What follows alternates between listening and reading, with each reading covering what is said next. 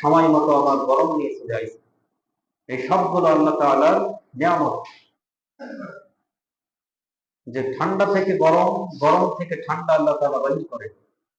যেমন আল্লাহ তাআলা বলেছেন যে ইখরিজুল হাইয়া মিনাল মাইয়িত ওয়া ইখরিজুল মাইয়িতা মিনাল হাইয়, আমি জীবিত থেকে মৃত বাহির করি, আবার মৃত থেকে জীবিতও বাহির করি। সুবহানাল্লাহ। তিনি রাত থেকে দিন আনেন, আবার দিন থেকে রাত আনেন। সবকিছুর স্রষ্টা মহান আল্লাহ তাআলা। ওয়াজআলনাল লাইলা লিবাসা ওয়াজআলনান নাহারা মাআশা, আল্লাহ তাআলা রাতকে করেছেন আমাদের জন্য পোশাক স্বরূপ, ঢেকে দেন। রাতের আধার দিয়ে আমাদেরকে ঢেকে দেন, যাতে আমরা আরামে বিশ্রাম নিতে পারি। আবার দিনকে সৃষ্টি করেছেন আল্লাহ তাআলা কর্মের জন্য, যাতে করে আমরা আলোয় কর্ম কাজগুলো সম্পাদন করতে পারি সুন্দরভাবে। এজন্য আল্লাহ তাআলা আমাদের জন্য দিনের আলো সৃষ্টি করেছেন। সুবহানাল্লাহ। আমরা সূরা রহমান থেকে আলোচনা করছিলাম রমাদানের আগে, সেটা শেষ করতে পারিনি। 36 নম্বর আয়াত পর্যন্ত আলোচনা হয়েছে। আজকের 37 নম্বর আয়াত থেকে আমরা সূরা রহমানের আলোচনা করব। আল্লাহ তাআলা সূরা রহমানে আমরা এই 37 নম্বর আয়াত পর্যন্ত অনেক সৃষ্টির সম্পর্কে আলোচনা করেছে। কোরআন মানুষ সৃষ্টি করেছেন, ভাষা সৃষ্টি করেছেন, শিক্ষা দিয়েছেন। আমাদের জন্য চাঁদ সূর্য সৃষ্টি করেছেন, আমাদের সময় নির্ধারণের জন্য মাপকাঠি হিসাবে তারা হিসাব মতো চলে। আমাদের সৃষ্টির বর্ণনা দিয়েছেন, কি থেকে আমাদের সৃষ্টি করেছেন। জিন জাতির সৃষ্টির বর্ণনা দিয়েছেন। এরপরে মাশরিক মাগরিব আল্লাহর সৃষ্টি, সবকিছু আল্লাহর অধীনে। এরপরে সমুদ্রের মধ্যে জাহাজগুলো চলে, লঞ্চ গুলো চলে। এই সমস্ত সৃষ্টির বর্ণনা দেওয়ার পরে আল্লাহ তাআলা এগুলো শেষ হয়ে যাবে সেটার বর্ণনাও দিয়েছেন, সেগুলো আলোচনা হয়েছে। এরপরে আজকের আলোচনা হবে জাহান্নামের কঠিন বর্ণনা, এই পৃথিবীর শেষ হওয়ার বর্ণনা, ধ্বংস হওয়ার কিভাবে শেষ হবে সেগুলোর বর্ণনা আল্লাহ তাআলা এই রহমানে দিয়েছে। এবং এই রহমান, আগেই বলেছিলাম যে আল্লাহ তাআলা যে দয়াময়, এটা আগে বুঝতে হবে যে রহমান দিয়ে এই সূরা শুরু হয়েছে। আর এতে যে আয়াতই যে আলোচনাই হোক, আল্লাহ যে দয়াময় এটার পরিচয় ফুটে উঠবে। তাহলে এই রহমানে জাহান্নামের কঠিন বর্ণনা দিয়েছে, যেটা অন্য সূরায়ও পাওয়া যায়। এত ভয়াবহ বর্ণনা এই রহমান সূরায় দিয়েছে। তাহলে প্রশ্ন আসে যে আল্লাহ তাআলা যদি রহমানই হবে, তাহলে জাহান্নামের এত কঠিন বর্ণনা বা এত কঠিন আযাব কেন রেখেছে? এটাও আল্লাহর রহমত। কি কারণে? যাতে মানুষ পাপ থেকে, অবিচার থেকে, অন্যায় থেকে বিরত রাখার যে ভয়াবহ শাস্তি বর্ণনা আল্লাহ দিয়েছেন, এটা আমাদের জন্য রহমত। কারণ অপরাধীরা যদি বেড়ে যায়, অপরাধী, তাহলে শান্তিপূর্ণভাবে সাধারণ মানুষ বাস করতে পারে না। এই জন্য অপরাধ দমনের জন্য আল্লাহ তাআলা এগুলো ব্যবস্থা রেখেছে, আর শাস্তি অপরাধীদের জন্য। এই জন্য এই অপরাধী দমনের ব্যবস্থাও যে আল্লাহ করেছেন, এটাও আমাদের জন্য রহমত, দয়া। আল্লাহ তাআলা বলেন فَإِذَا انشَقَّتِ السَّمَاءُ فَكَانَتْ وَرْدَةً كَالدِّهَانِ, যেদিন আকাশ বিদীর্ণ হয়ে যাবে, আকাশগুলো ফেটে চৌচির হয়ে যাবে, ওয়ারদাতান কাদ্দিহান, এবং সবগুলো ধ্বংসলীলায় পরিণত হয়ে যাবে, এবং সেগুলো রং ধারণ করবে রক্তের। চামড়ার উপরে রক্ত লেগে থাকলে যেমন রং ধারণ করে, ওয়ারদাতান কাদ্দিহান, চামড়ার উপরে রক্তে রঞ্জিত যেমন রূপ হয়, আকাশের রূপ তেমন হয়ে যাবে। তাহলে আকাশ আমরা জন্ম থেকে দেখে আসছি, এটা একরকম, কিন্তু এমন একটা সময় এসে যাবে, শেষ সময় যখন এসে যাবে, তখন এটা ফেটে চৌচির হয়ে যাবে। যেটা খুঁটিহীন এই শূন্যের উপরে বিশাল আকাশ আল্লাহ তাআলা ঝুলন্ত রেখে দিয়েছেন, তার দয়ায়, তার ক্ষমতার প্রকাশ এই আসমান করেছে। সেটা একদিন চূর্ণ বিচ্ছিন্ন হবে এবং সেটা রং হয়ে যাবে রক্তে রঞ্জিত। চামড়ার উপরে রক্ত লেগে থাকলে যেমন রঞ্জিত থাকে, কেমন রূপ হয়ে যায়, ভয়াবহ রূপ। একজন মানুষ রক্ত মাথা গা নিয়ে আসলে কেমন রূপ হবে, সেটা ভয়াবহ রূপ। তা আকাশের রূপটা এরকম ভয়াবহ হয়ে যায়। এবং এটার বর্ণনা দেওয়ার পরে আল্লাহ তাআলা বলছেন, ফাবিআইয়ি আলাই রাব্বিকুমা তুকাজ্জিবান, হে জিন এবং ইনসান, তোমরা তোমার রবের কোন ক্ষমতাকে অস্বীকার করবে? যে বিশাল আকাশ, যেটার মোকাবেলা পৃথিবীর কেউ করতে পারবে না। আসমান ফাটিয়ে দেওয়ার ক্ষমতা পৃথিবীর কারণ নেই। আসমানের কোন বিষয়ে পদক্ষেপ নেওয়ার, আসমানে কোন বিষয়ে সিদ্ধান্ত নেওয়ার ক্ষমতা পৃথিবীর কোন ক্ষমতাশীল নাই। কিন্তু আসমানের ব্যাপারে ক্ষমতা একমাত্র আল্লাহ তাআলার। এই জন্য আসমান বিদীর্ণর ব্যাপারে আয়াত নাযিল করেছেন। তারপরে ফাবিআইয়ি আলাই রাব্বিকুমা তুকাজ্জিবান, হে জিন ও ইনসান, তোমরা তোমার রবের কোন ক্ষমতাকে অস্বীকার করবে? যে কোন ক্ষমতাই অস্বীকার করা হবে। ফায়াউমাইযিন লা ইসআলু আন যামবিহি ইনসুন ওয়ালা জান, সেই দিন এমন কঠিন অবস্থা হয়ে যাবে যে কোন অপরাধীদেরকে আর তাদের পাপ সম্পর্কে জিজ্ঞাসা করার প্রয়োজন হবে না। ইনসু ওয়ালা জান, না মানুষকে জিজ্ঞাসা করার প্রয়োজন হবে, না জিনকে জিজ্ঞাসা করার প্রয়োজন হবে। ইসআল, প্রশ্ন করা লাগবে না। কি অপরাধ করেছে এটার প্রশ্ন করা লাগবে না। কেন? তাদের চেহারায় তাদের রং, কি কর্ম সে করেছে, সে অপরাধী না নিরপরাধী, সেটা তার চেহারায় প্রকাশ পাবে। সুবহানাল্লাহ। যেদিন আকাশ চূর্ণ বিচ্ছিন্ন হয়ে যাবে, শেষ সময় এসে যাবে, তখন অপরাধীদেরকে আর জিজ্ঞাসা করা লাগবে না, তাদের চেহারায় ফুটে উঠবে। চেহারা তাদের এমন রং ধারণ করবে, তাফসীরের মধ্যে আসছে যে তাদের মুখমণ্ডল গুলো কালো কুৎসিত হয়ে যাবে এবং মুমিন যারা, ইমানদার যারা, তাদের চেহারাগুলো আলোক উজ্জ্বল হয়ে যাবে। সুবহানাল্লাহ। তাদের চেহারার মধ্যে মর্যাদা ফুটে উঠবে, তাদের ওজোর অঙ্গগুলো দিয়ে নূর চমকাতে থাকবে। তাদের দেখেই বোঝা যাবে যে এরা হলো আল্লাহ তাআলার সম্মানিত বান্দা। তাদের চেহারায় প্রকাশ পাবে মর্যাদাপূর্ণ চেহারা, তাদের ভেসে উঠবে মুমিনদের। আর অপরাধীদের চেহারা হবে কুৎসিত কালো। অপরাধের ছাপ তাদের চেহারায় ফুটে থাকে। সেদিন আর তাদের প্রশ্ন করা লাগবে না, তুমি ভালো না মন্দ, তুমি ভালো বান্দা না খারাপ বান্দা, এটার প্রশ্ন করার প্রয়োজন হবে না। ইসআলু আন যামবিহি ইনসু ওয়ালা জান, জিনদেরকেও প্রশ্ন করা লাগবে না। জিনদের চেহারাও সেদিন ফুটে উঠবে। এখন তারা লুকায়িত আছে, সেই দিন সব প্রকাশ হয়ে যাবে। সেদিন আর লুকিয়ে থাকার উপায় থাকবে না। তারাও সেদিন প্রকাশ্যমান হয়ে যাবে, তাদেরকেও দেখা যাবে। তাদের মধ্যে অপরাধী যারা, তাদের চেহারাও অপরাধ ফুটে উঠবে। যারা ইমানদার, যারা আল্লাহর বিধান মানে, তাদের মধ্যে মর্যাদার চেহারা ফুটে উঠবে। ফাবিআইয়ি আলাই রাব্বিকুমা তুকাজ্জিবান, আল্লাহ তাআলা যে এইভাবে বিশাল অপরাধীদের অপরাধ প্রকাশ করতে পারেন, বিশাল মর্যাদাবান ব্যক্তির মর্যাদা ফুটিয়ে তুলতে পারেন, এমন ক্ষমতা পৃথিবীর আর কারণ নাই। এজন্য হে জিন ও মানুষ, তোমরা তোমাদের রবের এই ক্ষমতাকে কিভাবে অস্বীকার করবে? যে যেই দিন মুখোশধারীরা সব মুখোশ উন্মোচন হয়ে, যাদেরকে অপরাধী করে বন্দী করে রাখা হয়েছিল, দেখা যাবে তাদের মর্যাদা অনেক বেড়ে গেছে, তারা নিরপরাধ। সেই দিন সব শৃঙ্খল ভেঙে যাবে।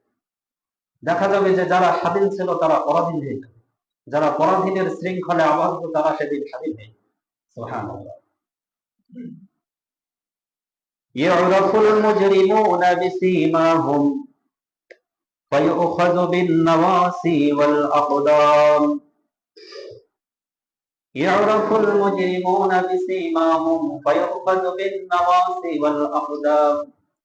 সেই দিন অপরাধীদেরকে এমন ভাবে পাকড়াও করা হবে, দুইটা জিনিস ধরা হবে, একটা হলো বিন নওয়াসি আর একটা হলো আল আকদাম। নওয়াসি বলা হয় মাথার সামনের চুল, ঝুঁটি, এরা অপরাধীদের চিহ্ন।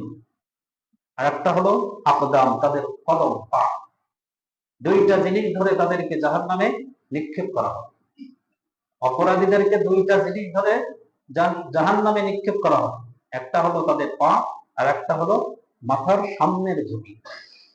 তাহলে যারা এখন চুল রাখে সব জায়গায় কেটে সামনে এক জায়গায় রেখে বিশাল, এটা হলো জাহান্নামীদের, অপরাধীদের চিহ্ন, যে তাদের মাথার চুল হবে সব জায়গায় নেই, শুধু সামনের ঝুঁকি থাকে। এটা হলো কি জাহান্নামীদের ছাট। এই ছাট মুসলমানের ছাট নয়, বরং মুসলমানের সুন্নাহ হলো, এক সুন্নাহ হলো কি পিছনে হবে। বাবরি চুল কি সামনে না পিছনে? পিছনে। তবে পিছনে রাখতে হলে শক্ত হলো তার দাড়ি থাকা লাগবে। দাড়ি না হয়ে যদি পিছনে চুল লম্বা থাকে তাহলে সেটা কাদের নিদর্শন? নারীদের। পিছনে চুল লম্বা কি দাড়ি নেই, পিছনে লম্বা, তাহলে সে হবে নারী।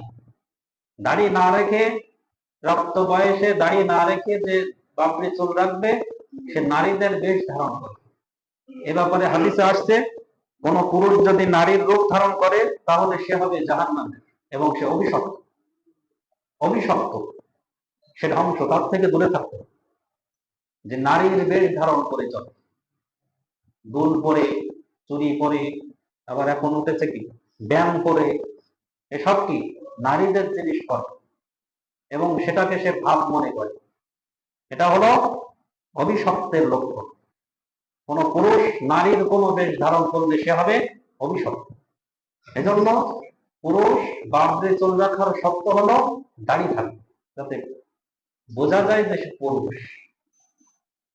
এই হলো বিষয়।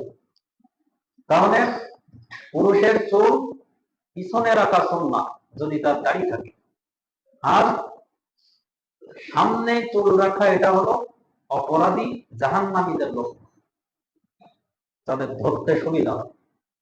ধরে এই জুতি ধরে আর পা এক জায়গায় করে জাহান্নামে নিক্ষেপ করা কত ভয়াবহ। এজন্য আমরা এই ছাদ থেকে অবশ্যই বিরত থাকবো, যে সব জায়গায় কেটে সামনে লম্বা রাখবো, এটা এই ছাদ যেন আমরা দিই। টাকা খরচ করে আমরা মুসলমান সব জায়গায় সমান থাকবো, বড় যদি রাখি সব বড় রাখবো, সব জায়গায় বড় থাকবে, ছোট যদি থাকে সব জায়গায় ছোট থাকবে। এটাই হলো ভদ্রতার লক্ষণ, জান্নাতীদের লক্ষণ।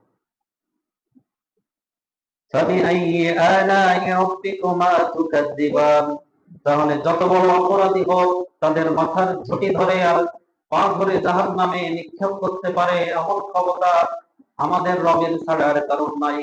এজন্য এমন রবের কোন ক্ষমতাকে আমরা অস্বীকার করতে পারি? কোন ক্ষমতাই অস্বীকার করার মতো নাই। হাযিহি জাহান্নামুল্লাতী ইউকাযযিবু বিহাল মুজরিমুন।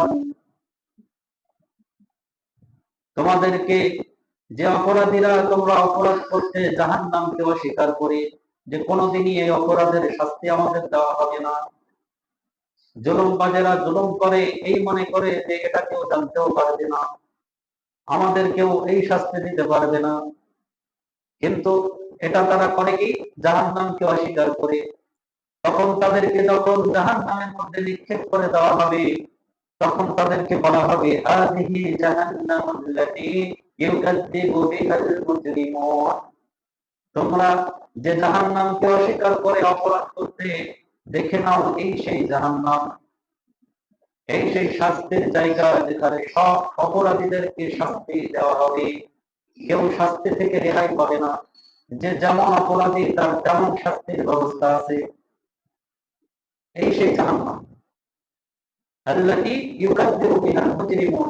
অপরাধীরা তোমরা যারা এটাকে অস্বীকার বিশ্বাস করতে না, সেই জাহান্নামী। ইয়াতুফুনা বাইনাহা ওয়া বাইনা হামীমিন আন। আর সেই দিন জাহান্নামের ভিতরে তারা আগুন এবং ফুটন্ত পানি এর মধ্যে ঘোরাফেরা করবে, যাতায়াত করবে।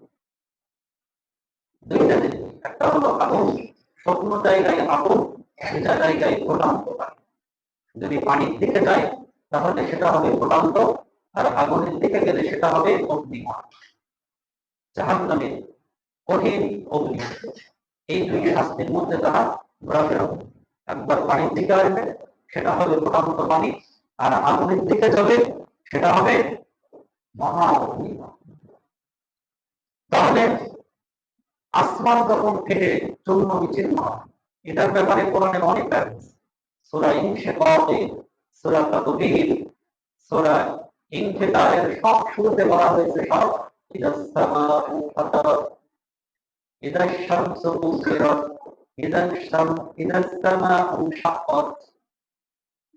যেদিন যখন আসমান চূর্ণ বিচ্ছিন্ন হবে, ওয়াদিনাত লিরাব্বিহা হুক্কাত, আর এটা এবং আসমান যেদিন তাদের রবের হুকুম পালন করবে, যে তাদের রবের হুকুমে এটা চূর্ণ বিচ্ছিন্ন হবে ততক্ষণ, এবং সেটা তদ উপযুক্ত করা হবে।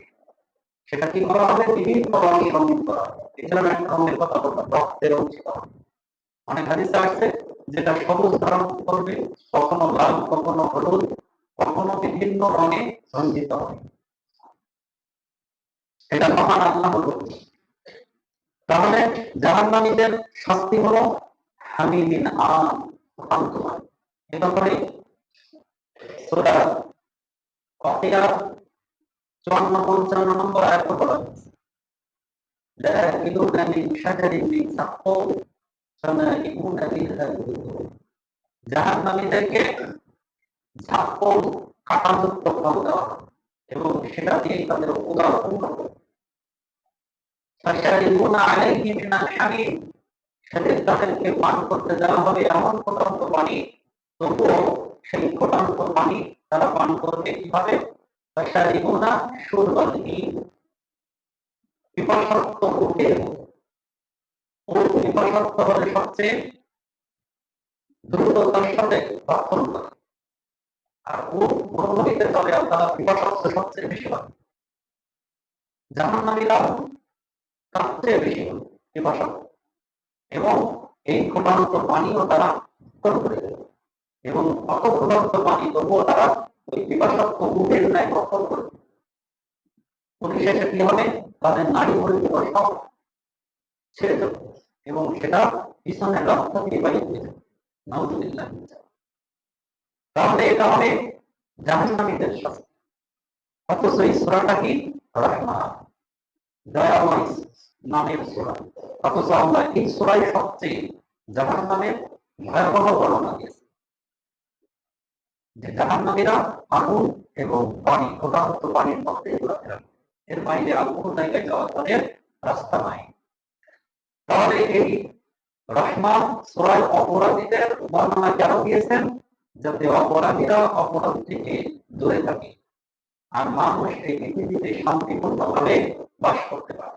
এটা হলো রহমানের দয়া, যাতে এই পৃথিবীতে মানুষ অপরাধ থেকে বেঁচে থাকতে পারে, অপরাধীরা যেন আঘাতে না পারে, তাদের ভয়াবহ বর্ণনা। এরপর আমরা তারা জান্নাতের বর্ণনা দিয়েছি। ওয়ালিমান খাফা মাকামা রাব্বিহি জান্নাতান, যারা আল্লাহর সামনে দাঁড়ানোর ভয় করে, যে কিয়ামতের মাঠে সবাইকে আঘাত করে আল্লাহর সামনে দাঁড়ানো লাগবে, সব বান্দাকে আল্লাহ তাআলা জিজ্ঞাসা করবেন, সব মানুষকে আল্লাহ তাআলা জিজ্ঞাসা করবেন, যে এক এক করে দাঁড়ানো হয়। সূরা হিজরের ৯২ নম্বর আয়াতে আল্লাহ তাআলা বলেন যে সব মানুষকে জিজ্ঞাসা করা হবে, সব মানুষকে আল্লাহর সামনে অবশ্যই প্রশ্নের উত্তর দেওয়া হবে। এই প্রশ্নের উত্তর না দিয়ে কেউ আগে বাড়াতে পারবে, আল্লাহর সামনে জিজ্ঞাসিত হবেই সব মানুষ। রাসূল সাল্লাল্লাহু আলাইহি সাল্লাম বলেন, যাকে জিজ্ঞাসা করা হবে সে ধ্বংস হবে, আর যার আমল নামা দেখে আল্লাহ তাআলা বলবেন, আমল নামা দেখবেন আর আল্লাহ বলবেন যাও, সেই সবচেয়ে পার পেয়ে যাবে। সুবহানাল্লাহ। আর যাকে যদি প্রশ্ন করা হয় এটা কেন করেছিলেন, এটা কেন করনি, এই প্রশ্ন যাকে করা হবে সেই ধ্বংস হয়ে যাবে কতক্ষণে। তবে এই আল্লাহর সামনে দাঁড়ানোর ভয় করে, মানে ভয়ে যে অপরাধ থেকে দূরে থাকে, ন্যায় কাজগুলো করে, খরচ বিধানগুলো মেনে চলে, এদের কি হবে? পরিমাণ মাকাম রাব্বিহি জান্নাতান, যারা আল্লাহর ভয়ে দাঁড়ানো, আল্লাহর সামনে দাঁড়ানোর ভয়ে অপরাধ থেকে বেঁচে থাকে, তাদেরকে দেওয়া হবে জান্নাতান, দুইটি জান্নাত। সুবহানাল্লাহ, দুইটি জান্নাত দেওয়া হবে। যে আল্লাহর ভয়ে নিজেকে সব পাপ কাজ থেকে গুটিয়ে রাখে, শুরু থেকেই যে অপরাধ মুক্ত, শুরু থেকেই যে ইবাদতের মধ্যে, তাকে কয়টা জান্নাত? দুইটা জান্নাত। তাহলে মাঝ বয়সে ফিরে আসা ব্যক্তির জান্নাত আর শুরু থেকে ফিরে থাকা ব্যক্তির জান্নাত সমান হবে না। একজন পাপ মুক্ত ব্যক্তির জান্নাত আর একজন ক্ষমাপ্রাপ্ত ব্যক্তির জান্নাত সমান হবে না। একজন ব্যক্তিকে ক্ষমা করে জান্নাতে যাওয়া হয়েছে, আর একজন ব্যক্তি আগে থেকেই ক্ষমা প্রাপ্ত। এই ব্যক্তির জান্নাত আর ওই ব্যক্তির জান্নাত সমান হবে না। হাদিসে আসছে আল্লাহ তাআলা প্রত্যেক বান্দার জন্যই জান্নাত রেখেছেন, প্রত্যেক বান্দার জন্যই জান্নাত সৃষ্টি আছে, যে এই পৃথিবীতে এসেছে তার জন্য জান্নাত তৈরি আছে। সুবহানাল্লাহ। তাহলে ফিরআউনের জন্য জান্নাত ছিল, নমরুদের জন্য জান্নাত ছিল, আবু লাহাবের জন্য জান্নাত ছিল, কিন্তু তারা তাদের জান্নাতকে নিজেরাই বঞ্চিত হয়েছে, নিজেরাই তাদের তৈরিকৃত জান্নাত থেকে বঞ্চিত হয়েছে। তাদের জন্য আল্লাহ তৈরি করে রেখেছিল জান্নাত, কিন্তু তারা যায়নি, তারা নেই এটা গর্ব করবে যেটা আমরা নিব, তাই তারা পাবে না। তাহলে সেই জান্নাত কি হবে? এই যে যারা শুরু থেকেই পাপ মুক্ত ইবাদতের মধ্যে, তাদেরকে ফিরআউনের তৈরিকৃত জান্নাত তাদের দেওয়া হবে। ফিরআউনের মতো যারা তাদের জন্য জান্নাত ছিল, ফিরআউনের মতো যারা হয়েছে তাদের জান্নাত দিয়ে এই আল্লাহর সামনে দাঁড়ানোর ভয়ে যারা পাপ থেকে শুরু থেকে বিরত থাকে, তাদেরকে এই ফিরআউন মার্কা লোকের জান্নাত গুলো দিয়ে দেওয়া হবে। সুবহানাল্লাহ। এইভাবে আল্লাহ তাআলা এই মুত্তাকি বান্দা যারা যারা আল্লাহর সামনে দাঁড়ানোর ভয় করে, এরাই হলো মুত্তাকি। আর এদেরকেই আল্লাহ তাআলা দুইটা জান্নাত দিয়ে খুশি করে। সুবহানাল্লাহ। জাওয়াতা আফনান, সেই জান্নাতের বর্ণনা দিচ্ছেন আল্লাহ তাআলা। জাওয়াতা আফনান, সেই জান্নাত হবে, তাদের পর্বতগুলো শাখাগুলো হবে অনেক শাখা বিশিষ্ট, তার পর্বতগুলো পাতাগুলো হবে অনেক বিস্তৃত, তার ডালপালাগুলো হবে অনেক বিস্তৃত। জাওয়াতা আফনান فبأي آلاء ربكما تكذبان, অতএব হে তিনও ইনসান মানুষ, তোমরা কিভাবে তোমাদের রবের নিয়ামতকে অস্বীকার করবে? যে তোমরা যেমন আল্লাহকে মানবে, আল্লাহ তাআলা তার চেয়েও বেশি হাজার গুণ বেশি পুরস্কার তোমাদের জন্য রেখেছে। সুবহানাল্লাহ। ফীহিমা আইনানি তাজরিয়ান, ফীহিমা আইনানি তাজরিয়ান, এই শাখা প্রশাখা এত বেশি হবে এই জন্য যে প্রত্যেক জান্নাতে দুইটা করে নহর বিশিষ্ট থাকবে। সুবহানাল্লাহ। জান্নাতও থাকবে, ওই নহরও থাকবে দুইটা, জান্নাত হবে দুইটা, নহরও থাকবে প্রত্যেক জান্নাতে দুইটা করে, ক্রাইটেরিয়া দুইটা। আইনানি, আইনান হলো সেগুলো হলো প্রবাহ, ঝর্ণা, ঝর্ণার মতো প্রবাহ।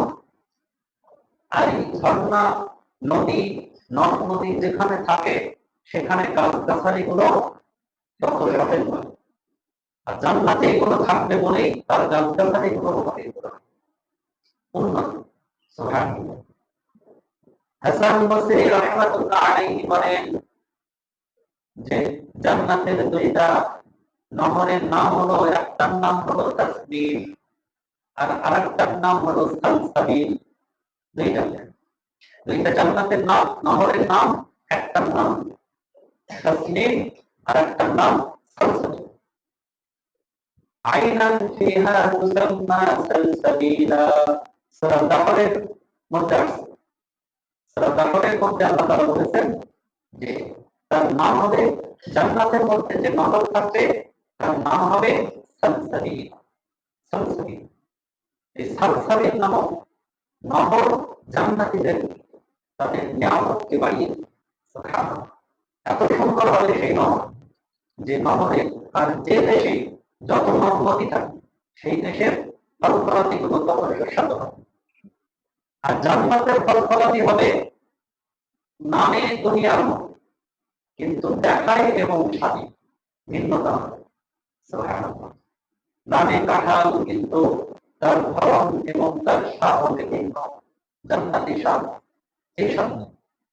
যার এখানকার একটা কাঁঠালের সব ফলই একরকম, যে কাঁঠালের স্বাদ একটা কাঁঠাল ভাঙলে তার কলা হলো একরকম, কিন্তু জান্নাতে যে ফল দেওয়া হবে তার একটা ফল হবে একরকম স্বাদ, আর একটা হবে অন্যরকম স্বাদ, এবং সেই স্বাদের তুলনা কখনো হবে না। সেই স্বাদের বর্ণনা দেওয়া হবে যে সেটা কত স্বাদ হবে। সুবহানাল্লাহ। জান্নাতীদের ফল আমের মতো আম হবে, কিন্তু সেই আমের ফলন এবং স্বাদ হবে ভিন্ন। কলাগুলো হবে কলার বর্ণনা, কলা দেওয়া শ্রমের মধ্যে আছে জান্নাতীদের কথা, যে কলাগুলো থাকবে নাগালের মধ্যে, হাতের নাগাল, কষ্ট করে করা লাগবে সেগুলো থাকবে, ফলগুলো কষ্ট করে করা লাগবে। কুল ফলনা আছে, জান্নাতীদের ফল হবে কুল, বনি কুল। দুনিয়ার এই কুলের মতো না, তার ধরন হবে যেমন ভিন্ন, তার স্বাদ হবে ভিন্ন। সুবহানাল্লাহ। এজন্য এখন যদি আল্লাহর সামনে দাঁড়াতে পারি, এই অল্প সময় যদি অপরাধ থেকে বেঁচে থাকি, অল্প সময় যদি আমরা পরিমাণাতে লিপ্ত থাকি, তাহলে আল্লাহ তাআলা আমাদের জন্য অগণিত অপূর্ব সময় রেখেছেন সামনে। সুবহানাল্লাহ। যদি আপনি ৬০ বছরের জিন্দেগি ৬০ বছরের জিন্দেগি আল্লাহর হুকুম মতো চলেন, তাহলে আখিরাতে ৭ কোটি বছরেরও বেশি সময় আপনি আপনার ইচ্ছা মতো চলতে পারবেন। সুবহানাল্লাহ। আর যদি এই ৬০ বছরের জিন্দেগি আপনি আপনার ইচ্ছা মতো চলেন, আপনার ইচ্ছা মতো না চলে আপনার ইচ্ছা মতো চলেন, তাহলে আখিরাতে ৬০ কোটি বছরেরও বেশি সময় আপনাকে আল্লাহর ইচ্ছায় জাহান্নামে থাকা লাগবে। আপনার ইচ্ছা মতো চলতে পারবেন না। এজন্য এই অল্প সময়ের জিন্দেগি আল্লাহর হুকুম দিয়ে নেওয়ার জন্য সবচেয়ে কল্যাণের রাস্তা, সবচেয়ে রহমতের রাস্তা। আল্লাহ তাআলা আমাদের সকলকে সূরা রহমানের শিক্ষা গ্রহণ করার তৌফিক দান করুন, এবং সূরা রহমান থেকে শিক্ষা নিয়ে আমরা যেন আমাদের অপরাধের পথ ছেড়ে দিয়ে ইবাদতের পথ বেছে যে সময়গুলো অপরাধের দায়ী করি, গুনাহের দায়ী করি, সেই সময়গুলো আল্লাহ তাআলা আমাদের সকলকে ইবাদতের দায়ী করার তৌফিক দান করুন। আমিন। ওয়া আখিরু দাওয়ানা আনিল হামদুলিল্লাহি রাব্বিল আলামিন।